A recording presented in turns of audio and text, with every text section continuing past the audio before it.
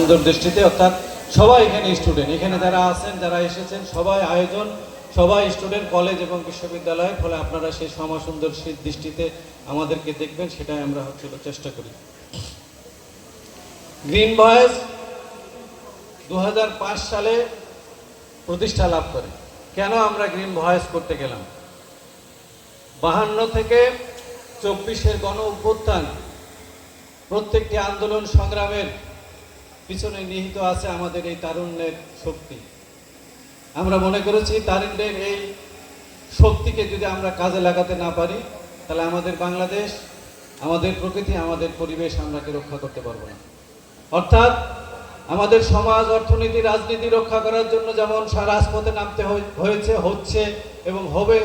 52 থেকে 71 আমাদের ভাষা এবং মুক্তিযুদ্ধের সংগ্রামকে প্রতিষ্ঠিত করার জন্য যে সৈনিকরা মাঠে নেমেছিল, তাদের বড়ই অংশ ছিল ছাত্র, কলেজ এবং বিশ্ববিদ্যালয়। আমরা মনে করি আমরা দেশকে রক্ষা করেছি, ভাষাকে নিয়ে এসেছি, মুক্তিযুদ্ধকে এনেছি আমাদের পরিবেশকে রক্ষা করার জন্য।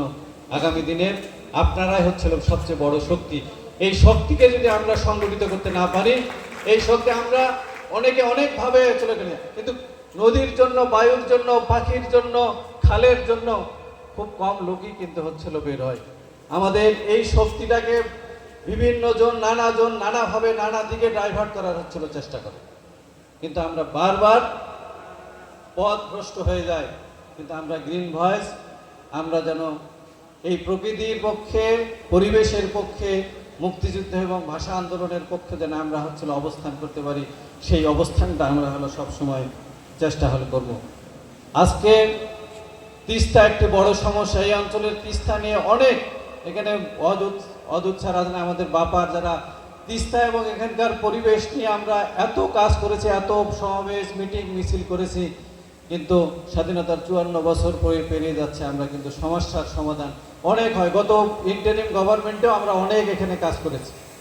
এই রংপুর শহরের, আমি সব বাদ দিলাম, এখানে প্রশাসক সাহেব আছে, একমাত্র এই শ্যামা সুন্দরী খালটাকে যদি আমরা সুস্থ করতে পারি, আমাদের যেহেতু উনি আছেন, শুধু আমার একটাই এখানকার দাবি, এই শ্যামা সুন্দরী খাল।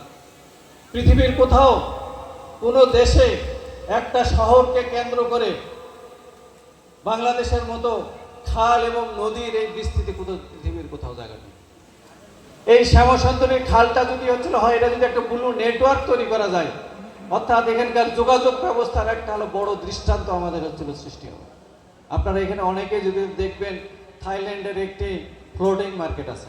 আমরা অনেকেই বাংলাদেশ সহ সারা পৃথিবীর মানুষ ওই মার্কেটটা দেখতে যায়। কি মার্কেট? একটা খাল, ওই খালের মধ্যে নানা ধরনের ফলমূল থেকে শুরু করে জিনিসপত্র পাওয়া যায়। হাজার হাজার পর্যটক চলে যাচ্ছে ওই খালের থেকে। বাংলাদেশের হাজার হাজার খাল রয়েছে আমাদের এই বাংলাদেশের প্রত্যেকটা শহরে, কিন্তু সেই খালগুলোকে দখল, দূষণ মুক্ত করে সেগুলোকে চলাচলের জন্য আমরা কোনোভাবেই আমরা কিন্তু সেই উদ্যোগটা নেই। খুবই সিম্পল জিনিস, খুবই সিম্পল। অর্থাৎ এই শ্যামা সুন্দরীর যে খালটা আছে, এটা এই শহরের একটা দৃষ্টিনন্দন জায়গা হবে। ওখানে হাঁটবে, ওখানে নৌকা চলবে, ওখানে মানুষের বিনোদন করবে, ওখানে বাজার হবে, ওখানে সদার হবে, ওখানে প্রতিদিন হাজার হাজার পর্যটক এই রংপুর শহরে আসবে। আমি দৃঢ়ভাবে বিশ্বাস করি, উনি যদি বাইরের ওই খালগুলো দেখে আসেন এবং সেইভাবে এই রংপুর শহরটাকে সাজানোর চেষ্টা করেন, আমি দৃঢ়ভাবে বিশ্বাস করি এই রংপুরের চেহারা, রংপুরের প্রকৃতি, রংপুরের অর্থনীতির চাকা ভিন্ন খাতে প্রবাহিত হবে। শুধু একটু সৎ ইচ্ছার অভাব। আমাদের অনেকেই আসে, সবাই কিন্তু দেয়। দেখবেন যে আবার একটা শ্যামা সুন্দরীর জন্য প্রজেক্ট নেওয়া হয়, প্রত্যেক বছরে কোটি কোটি টাকার প্রজেক্ট নেওয়া হয়, কিন্তু এই প্রজেক্টের টাকাগুলো কোথায় যায়? আমরা ওই পানির মধ্যে, ওই ময়লার মধ্যেই আমাদের এই প্রশাসন আমাদেরকে ফেলায়।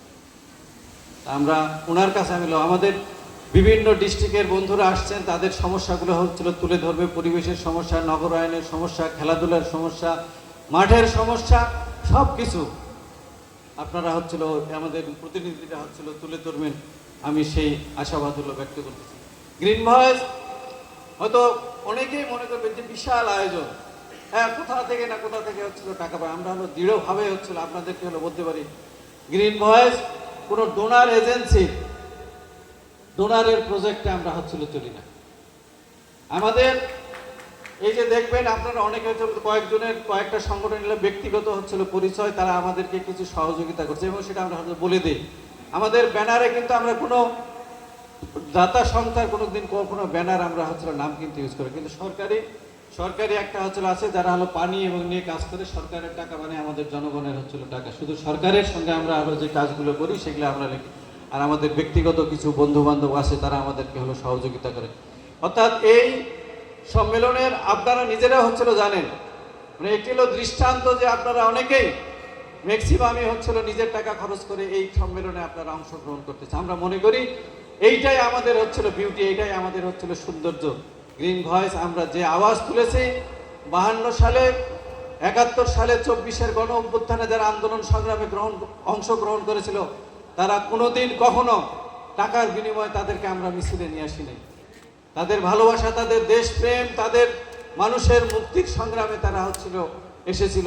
71 সালে 52 সালে তারা জানতো যে মুক্তিযুদ্ধে যদি অংশগ্রহণ করে তার জীবন চলে যাবে, তারপরও সে ওই গ্রামের কৃষক, ওই ক্ষেত মজুর, ওই পা ফাটা, ওই লুঙ্গি পরারা হলো মাঠে থেকে হলো ওই মুক্তিযুদ্ধের কাঁধে বন্দুক তুলে নিয়েছিল।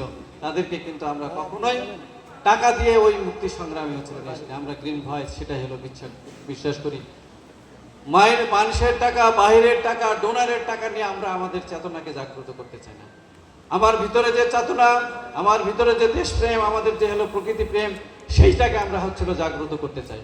যদি আমরা সেটা হলো ব্যর্থ হয়, ওই টাকা নিয়ে আমরা আমাদের সেই কাজটা আমরা ওরকম ভাবে হচ্ছিল করতে চাই না। আমাদের একটা স্বকীয়তা আমরা হচ্ছিল বজায় রাখতে চাই।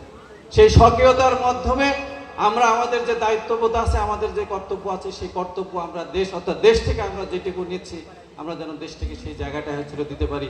আমাদের গ্রিন ভয়েজের প্রত্যেকটা নেতা এবং কর্মীর কাছে আমাদের সে হচ্ছিল সে আহ্বান।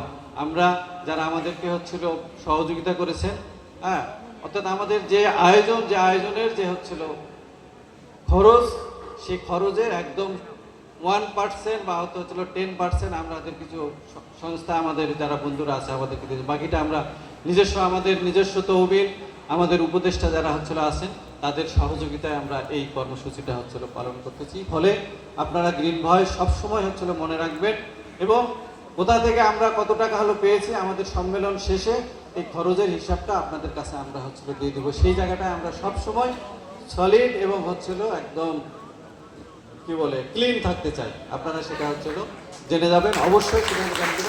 ফলে আপনারা হলো চেষ্টা করবেন আমাদের গ্রিন ভয়েজের যে আদর্শ এবং লক্ষ্য আছে সেটা যেন আমরা হচ্ছিল অবিচল থেকে আমাদের কাজগুলো আমরা হচ্ছিল করে যেতে পারি। সমাজ এবং প্রকৃতি রক্ষার যে আমাদের অবিরাম সংগ্রাম, যে লড়াই, সেই লড়াইয়ে আপনারা অবশ্যই থাকবেন।